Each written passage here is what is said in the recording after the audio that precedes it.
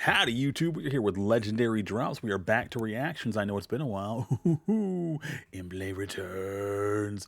This one, I'm not sure if it's about something specific. It's just game industry wants to fail. Well, we know it's going to be insightful because he knows what he's talking about. And he has great shirts. Good for him. Go ahead and give him a like and a follow if you like him. Give me a like and a follow if you like me. Oh, you are muted. Don't be like that. Step forward to say that increasing prices over $70 would be manipulative. Do I need to say anything more? Do not trust these people. And Amen to that. Stop defending them. Xbox was the last company that I would have expected to join the price hike club. Because while I will... Why? I mean, like, yeah, they're better for the consumer than PlayStation. That doesn't make them better than PlayStation, though. I mean, they hiked up the price on Game Pass immediately after they got Call of Duty on there. We all saw that coming, despite the fact that they said they weren't going to, and we knew they were going to backpedal on that because money. Largely applaud them for getting rid of console exclusivity. I think that that's generally a... Amen to that. Like, you can find way more Xbox games on other platforms and Steam than PlayStation games because, like, they like to hog that and everything they have to themselves and never share. Good thing, and I know that there is a broader strategy to these price increases. It still doesn't make sense. Not from a player's perspective, and definitely not even from a business perspective. Outside of a couple of decent games, Xbox first-party titles just aren't good. People are not going to be lining up to... That's not true. They don't make a lot, but Hi-Fi Rush, that was very well regarded. So I can't fully agree with that. I mean, they're not. It's not that they're not good. A lot of them are not good. Like Redfall, not good.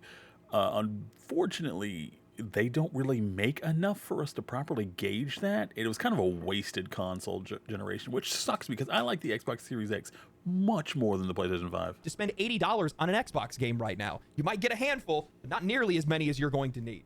And it feels like every single time they go to pick up a publisher or a studio, they find a way to ruin it in one way, shape, or form. Except... Amen. Because that happened with Fable. They shut down that. Why? They make great games. Why would you do that? Also, Hi-Fi Rush. It was the only good game they made that year. And they shut that studio down. Except for Activision Blizzard King, and, well, you can't necessarily ruin what is already effectively video game Satan, so there you go. You don't have the faith of the... It could only go up from them buying it. Like, their reputation is tanked. Xbox can only do good for it. Vast majority of players that play video games today. You are the weakest of the three platform holders. You are years behind in console sales. But the best platform. It's essentially just a gaming PC. It's delightful. And the feature where you can, like, look for groups while you're in the game, fantastic, especially if you're playing a particularly hard game. Like Elden Ring, I abused that a lot for the bosses that I had trouble with. And... the ability to hold 5 games open at the same time so you can bounce between them freely without having to close one and then fully boot the other one up. I don't know how PlayStation 5 can call itself the strongest and most powerful console. That's freaking ridiculous. You can only hold one game open. You are inferior to Xbox. And you're increasing prices across the board. What are you doing? I know what you're doing. You're terrified. Because Xbox, like all of these other companies, have built their castles on sand. And because of rising development costs, because you guys consolidated your industries overseas and now are threatened by tariffs, because piracy is on the rise. Well, to be fair, they were kind of... They've been at this a while, way before tariffs. Tariffs have nothing to do with it. They have been sinking the ship for years. Slowly. It had nothing to do with tariffs. Because indie developers are putting out breakout hits. Because the EU Commission is now targeting microtransactions.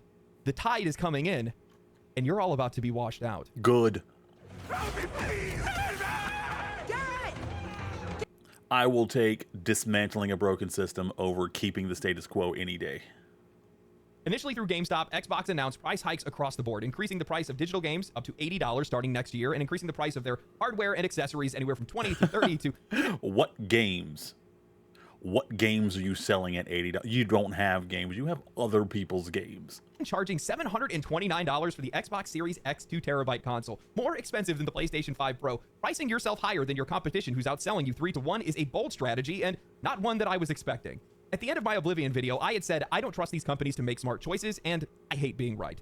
At first, I thought Xbox was pricing the Oblivion remaster at $50 as a direct response to Nintendo increasing their prices and dropping their Zelda remaster at $90. And honestly, I still think it was. Asmongold nailed it on Twitter. He said that 2025 and 2026 will be the years of remasters and remakes, cheap to create compared to a new game, quantifiable existing audience, boost visibility for upcoming titles, Gears of War E-Day, little to no risk of controversy or boycott, literally the easiest W in the industry right now. Honestly, I cannot believe that this guy can find time to post industry insights while also doing home improvement. But honestly, he's not wrong, especially when that remaster is as transformative as Oblivion's, and especially if it's priced fairly. New releases are a minefield right now, plagued by creative missteps, content that nobody asked for, and player backlash. So returning to the past makes sense. Players want something familiar, something proven. Reviving these beloved games with modern upgrades is a great way to answer that call while avoiding any backlash from plaguing a lot of these new IPs and modern releases. Though Oblivion censorship has raised some eyebrows. But the part that Asmon glossed over, the part that deserves a little bit more attention I never here played is the original Oblivion, so I have no idea what he's talking about.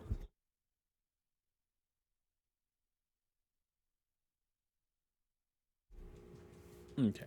This isn't just a did a little visibility sound boost. check It's just in Xbox case. clawing back into relevance. These aren't just nostalgic remasters, these are cultural recall grenades. And with the $40 Gears of War remaster seemingly aiming at the exact same level of quality as the Oblivion one, Xbox has found a strategy that actually makes sense. Cost-effective, high-quality reminders of what the brand used to be and used to stand for. These games aren't locked behind exclusivity yeah, I've either. heard They're great things, but multi-platform, when I went to go meaning that play Xbox it, gets to I was reintroduce itself to players they bored either out of lost my or never mind, had. man. And I'll be Like, honest, there were some I think parts, this is but I was smart. making But my here's the own problem. fun, It completely essentially. undercuts their justification Everything for else the was price just hikes kinda, everywhere else. Let's be real, Xbox is the last company that should be selling $80 games. Their recent titles have not earned it. When I think of an $80 game, I can maybe spend that on Elden Ring, Baldur's Gate 3, Kingdom Come Deliverance 2, Armored Core 6. Nothing they've games made that is gave worth me something $80. complete, something real. I'm not thinking Halo Infinite, Avowed, or Starfield, and sure, that's subjective, Which but it's also weren't about $80. standards. Larian, Warhorse, From Software, they're not milking players through microtransactions. They're not nickel and diming people with battle passes and half-baked launches. They sell you a game. That's it.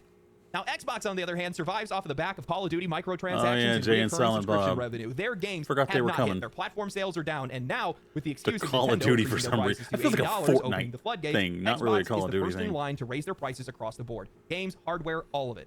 Doesn't feel strategic. Oh, did they model the guns after Blunt Man and Chronic? Just last year, Phil Spencer said that raising prices beyond $70 could become manipulative. In his words, we went through COVID, we found more ways of getting more money per player. I think that at some point, you reach the peak of that, and frankly, it could go to places that are manipulative, and I'm not a big fan of that. I fully believe he's not a fan of that, but also he's not in full control of that. If he had his way, I feel like Xbox would be a lot better place, a whole lot better system, better games, better for the consumer. But I think they just keep overruling him and just saying more money, more money, more money, and he's like,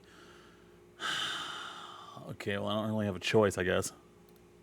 Then Microsoft would then go on to record $94 billion in profit. They would then double their growth. Their valuation hits $3.4 trillion, and suddenly we are expected to believe that they have to increase prices because of rising development costs and economic uncertainty. Snakes in the grass slither fast. I said this in my Oblivion video, and I would say it again. Xbox may be the weakest platform right now, but that's exactly what makes them the most dangerous. With Game Pass and cross-platform releases, they can undercut their competition on their competition's own platforms, but instead of using that power to offer better value, they're just hiking their prices like everyone else. They issued a statement saying, "We understand that these changes are challenging, and they were made with careful consideration given market conditions and the rising cost of development." Sure, careful consideration until you... That armor actually looks pretty daggum good.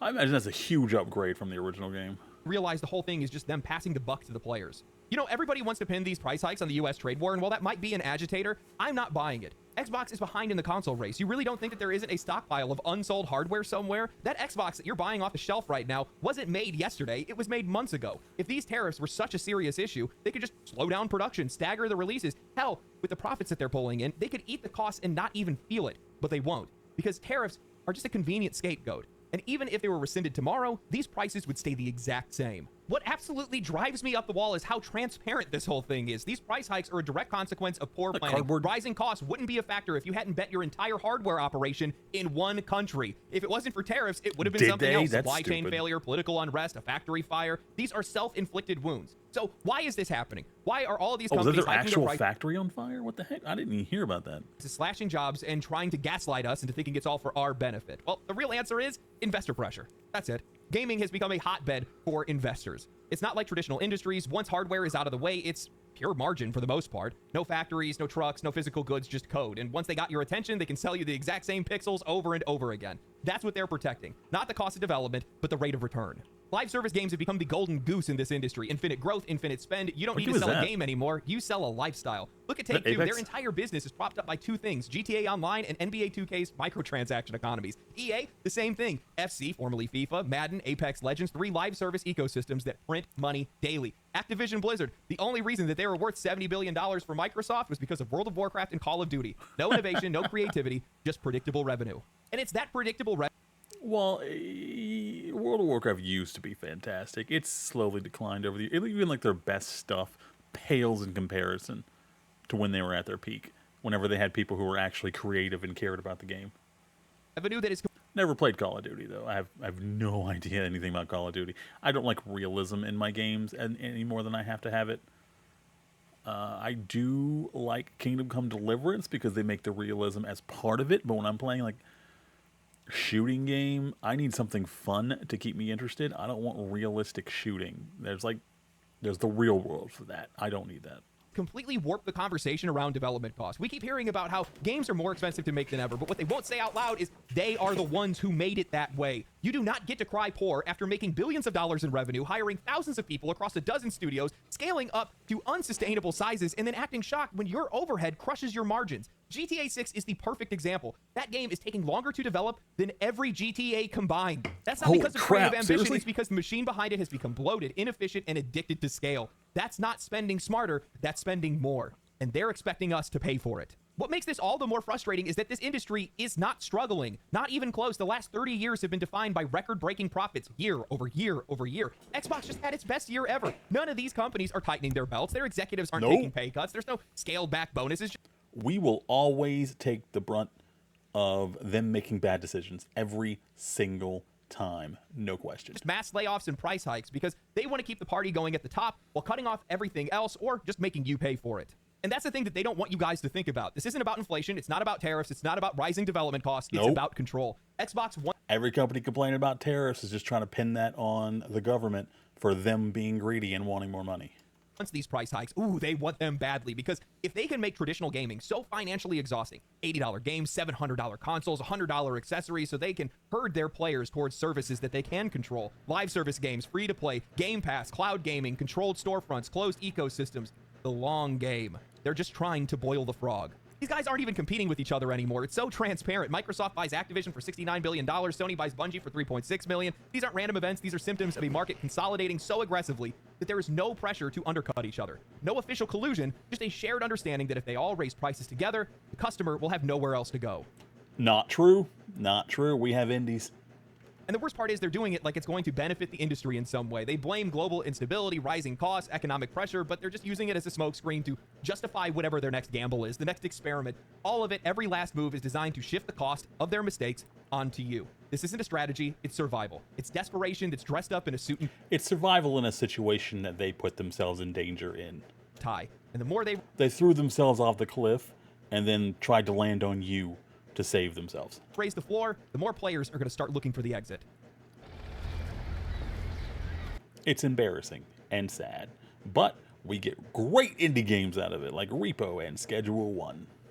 Yay!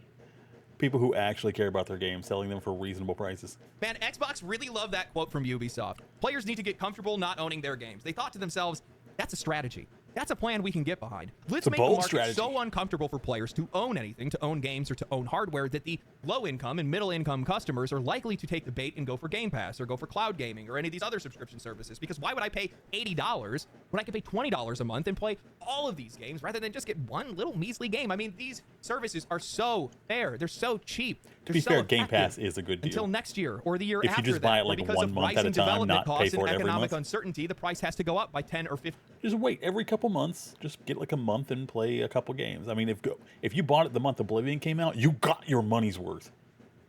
$15. But don't worry, because just like Netflix, we have an option for you price-sensitive customers. Game Pass Basic with ads, PlayStation Plus Basic with ads, Ubisoft Basic with ads. Then after that, they're going to start selling you frame rates and resolution. We've seen this happen. Are there ads?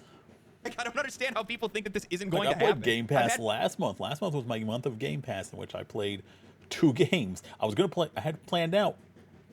I was going to play multiple games. I was even going to try Avowed for the first time, and Indiana Jones, and Expedition 33.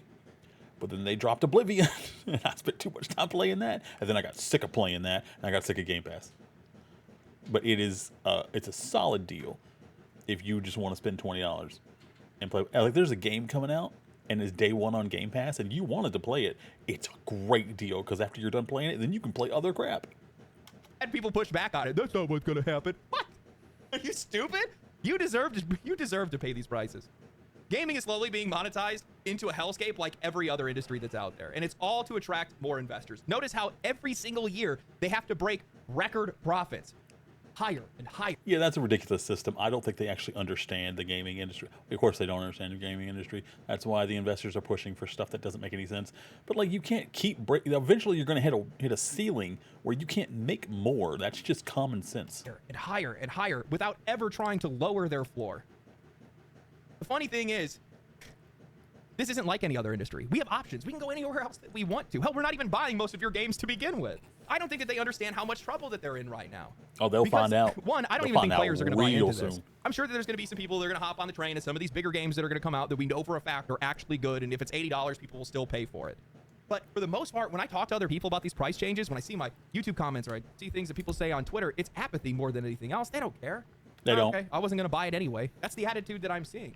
I mean, all of this price pressure that we're seeing right now is coming from AAA, which nobody's really buying right now. Sure, a couple of those games are doing well, but the vast majority of them are not. Why would I want to spend $80 to play Fable next year when I could use that money to buy 2 Expedition 33? Or you could spend that money and buy all 3 of the Fables from the original Fables and just play good games. Doesn't make any sense.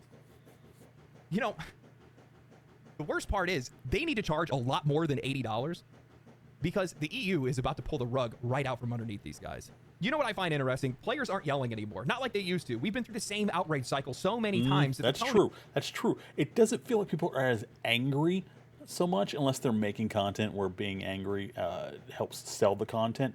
But most people are just like, I don't care. I have other games to play now. I'm still playing Schedule 1. I don't need to play your garbage. Tone has shifted. When people are talking about $80 games or $700 consoles now, it's not anger, it's apathy. The reaction isn't don't do this to us, it's go ahead and destroy yourselves. I think that's where I am with a lot of this right now. I find their missteps to be more entertainment than their games are anymore. The bad games, the price hikes, the censorship, the controversy, sitting back and watching PlayStation continue to chase the live service ghost as Marathon and Arc Raiders drop their alpha tests right next to each other, and the contrast between the two couldn't be any more glaring. Marathon losing players every single day, their alpha was out, while Arc Raiders kept growing. One game feeling like it's going to be the next big thing, and the other one feeling like a trend chaser that's trying to fit in with the cool kids. Also, know what Arc Raiders another is. Game being made by a studio with half of the amount of developers. The highest levels of this industry become so disconnected and so corporatized that they are blind to what players want. They think that our complaints are nothing more than whining. They listen to their board of directors or their sensitivity training. They're more worried about their next earnings call than the customers. We've become the last thing on their minds, and when you ignore us, we start to ignore you. Your games, your platforms, eventually all of it becomes a symbol for everything that people don't want or want to support. So we start going somewhere else. And that's exactly what's happening right now. I mean, the 3 highest player rated games of this year so far are Expedition... Wait. Aw, let's get one on there. Best reviewed video games of 2025. Best reviewed. Freely available game engines, and all 3 are indie teams. Well, good for them. I've heard a lot of good things about all 3 of these. Like nothing but. Generally, I haven't heard nothing but glaze for Split Fiction. I just see people enjoying playing Split Fiction, and no one saying, "Oh my God, you have to play this game." These 2, though, I've heard numerous things. Not a single bad thing between them. Expedition 33, Blueprints, and Split Fiction. All of them launched at $50 or less. Split Fiction just passed 4 million copies sold. Expedition 33 hit 2 million. Good for them. Good for them. That guy, he makes banger co-ops. Copies sold in 2 weeks. Games made with a fraction of the money in a fraction of the time with a fraction of the developers, providing exponentially more creativity and enjoyment. These aren't flukes, these are signals, and they're being ignored. These publishers are still operating like it's 2016, thinking that a massive budget, cinematic trailers, and a big IP is enough to be able to capture everybody's attention. But markets have changed. Markets do change. Just look at the top games on Steam right now. Most of them are cheap, old, or indie. Well, let's see. Marvel Rivals free. Let's go, Marvel Rivals. We're gonna play that later. Never played. Never played. Never played. I don't even know what that is, but that looks cute. Did I play that? I don't think I ever played that. I think I downloaded it once and wanted to. Banana, that's just a bot farm, though. Baldur's Gate 3, never played that. Own it, want to play it. I'm not sure if I want to do it solo or with somebody, because it looks fun with somebody. But if they've already played it before, I feel like it might not be as fun for them waiting for me to figure things out or something. Repo, love it. I'm always down to play Repo. Never played Rust, Elder Scrolls Oblivion.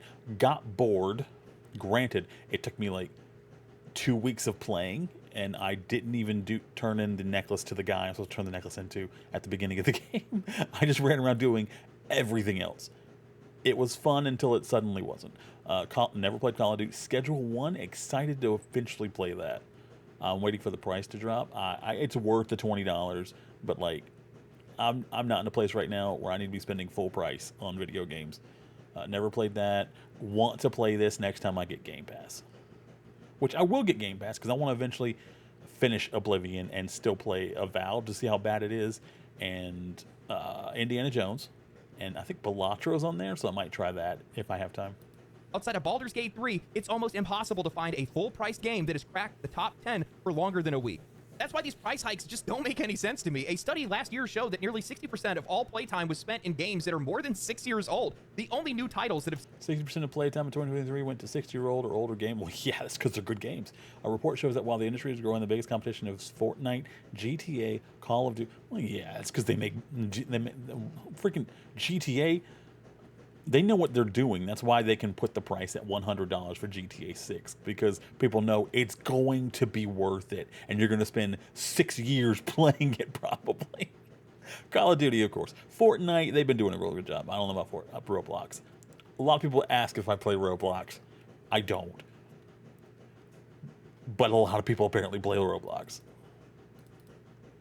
What are you doing? Stop it. Okay, thank you. Seem to be able to break through are either free-to-play, high-effort indie titles that are priced fairly, or massive AAA projects that actually deliver what players are looking for, like Monster Hunter Wilds, Kingdom Come Deliverance 2, Black Myth Wukong, or Space Marine 2. So while these companies keep tightening their grip, pushing subscription models, raising base prices, and padding every single experience with battle passes and microtransactions, you wouldn't settle for bait, man. Yeah, we're going to be playing Kingdom Come Deliverance in this next coming week. I was going to play it today, but I kind of woke up not feeling like playing anything in particular, so we decided to do reactions. They're missing the bigger picture. The But model they're Tuesday, facing though. is already collapsing. I mean, take a look at high-budget movies and streaming services right now. The same industries that these guys are trying to emulate are already burning out. Just last year, PC Magazine published a report showing that internet piracy is on the rise again, up 36% from 2020. Why? Because content is fragmented across multiple services, prices keep going up, and value keeps going down. Does that sound familiar to you guys at all? According to the study, piracy sites received 141 billion visits in the last year alone. That's more than the height of COVID lockdown. That's a lot of free games, guys. I do not advocate you going to that site that he just listed and downloading free games. Did he list the site? He did. Good. He should not be listing the site. This is ridiculous. You should not download games for free. That's not okay. Even if the price point is wonderful and you don't respect the devs and they don't deserve your money. You should absolutely not be doing this. It's wrong. Billion visits in the last year alone. That's more than the height of COVID lockdowns. The US leads the charge in piracy traffic, and it's not just movies and television anymore, it's games too. Because when you lock all that content behind 6 different paywalls and continue to raise the prices, well, people don't get mad, they just find another way.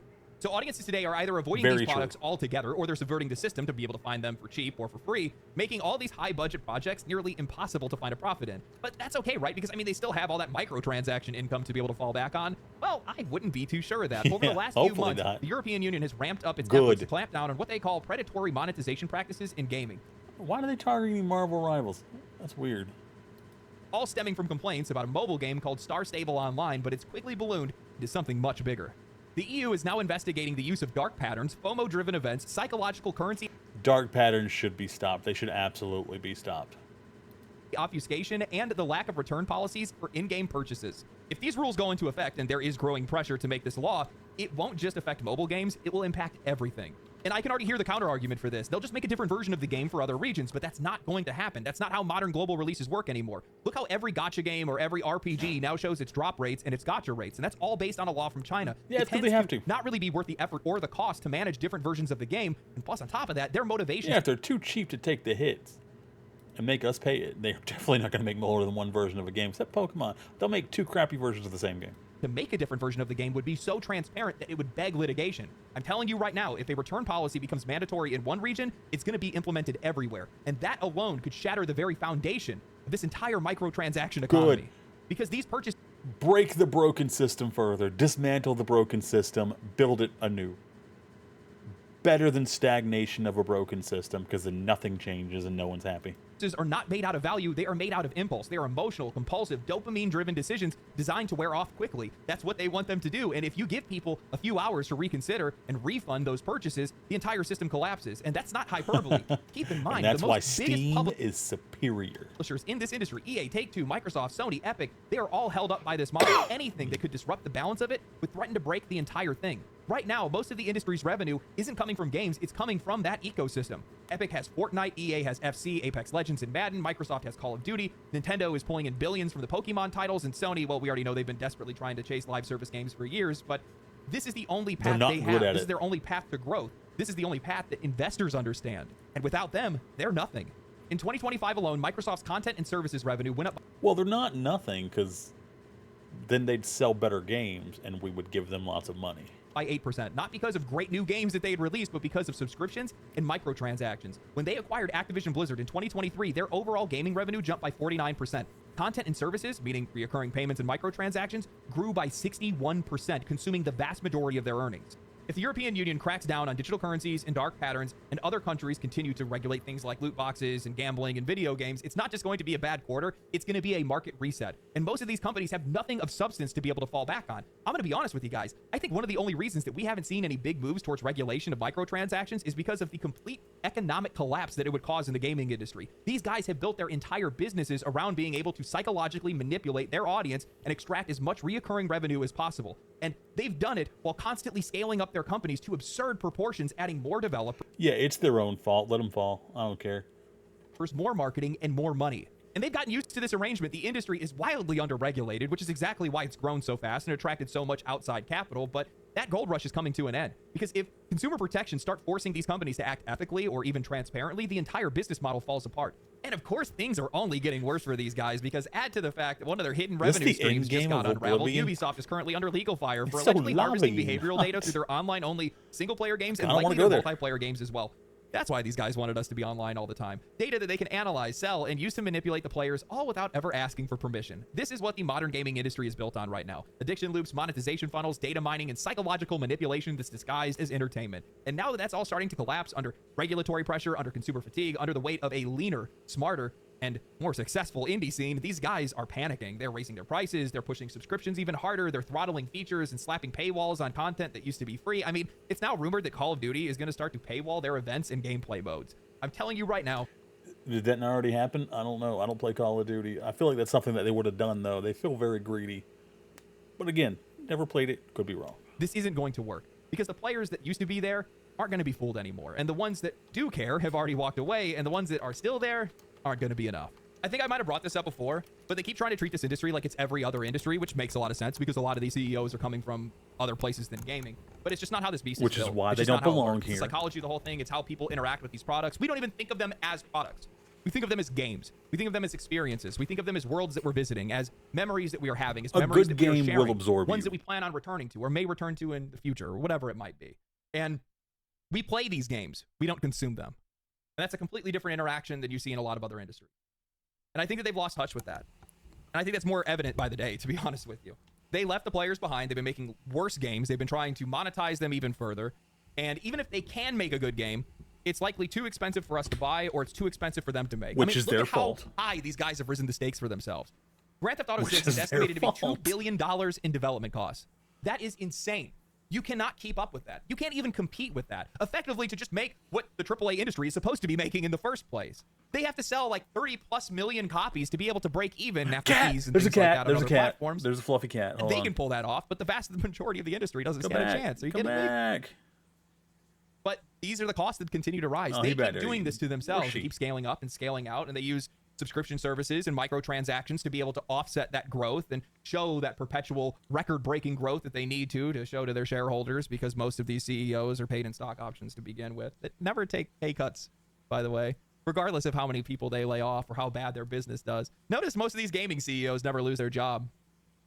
Even though they're making the decisions. You know, and with the subscription services, I think it's going to be around. I think it's going to stick around, but I don't think it's ever going to be as popular as these companies are hoping it's going to be. It won't. They want it to be because it's the best and the most control that they'll ever be able to have over their consumer base, but I just think that people want to have their library. I think they want to have their games that they can go back to. I think they like buying things when they're on sale. People like feeling like they're getting a deal on something. And I people do just want their really games. like when a Physical game on copies my of games wish still list goes sell. on sale for Expedition Steam. 33's physical copies sold out in multiple countries. And with microtransactions, that entire ecosystem is built on psychology, manipulation. They have to manipulate the player to be able to get that money. And if that is disrupted in any way, if there's legislation against it that gets rid of dark patterns or gets rid of anything, these guys are cooked. They won't stand a chance. You will see companies that you never thought would go out of business overnight.